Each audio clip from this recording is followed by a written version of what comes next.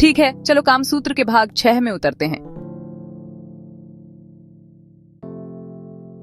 जो प्रेम की प्राचीन भारतीय कला है।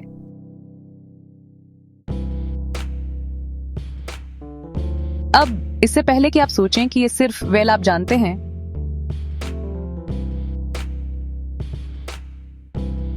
मैं आपको बता दूं, इसमें शारीरिक चीजों से कहीं ज्यादा कुछ है।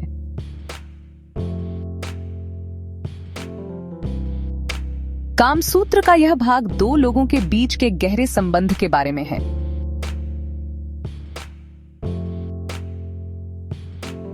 ये सिर्फ जुनून के बारे में नहीं है।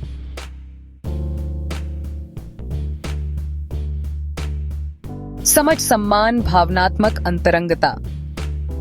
सोचो, सदियों पहले लोग पहले से ही इस बारे में बात कर रहे थे कि अपने साथी को सचमुच जानना कितना जरूरी है।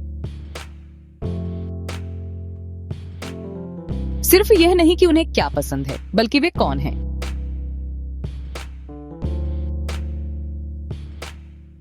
तो भाग 6 असल में क्या कहता है?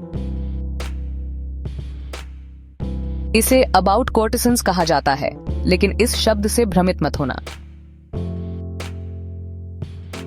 प्राचीन भारत में गणिकाएं सिर्फ मनोरंजन करने वाली नहीं थी।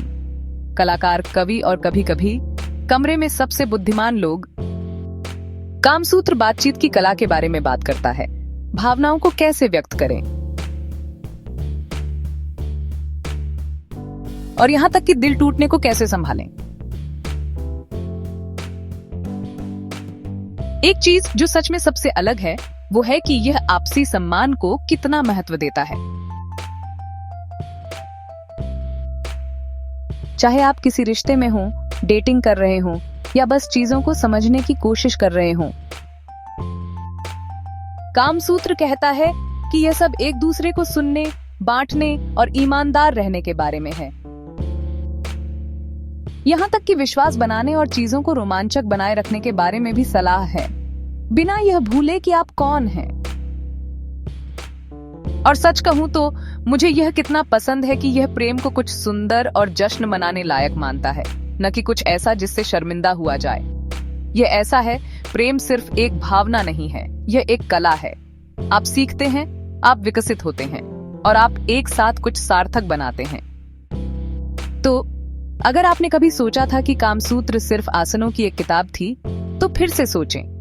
यह प्रेम की पूरी यात्रा के बारे में है, हंसी, आंसू, पहली नजर, स्थायी बंधनों तक।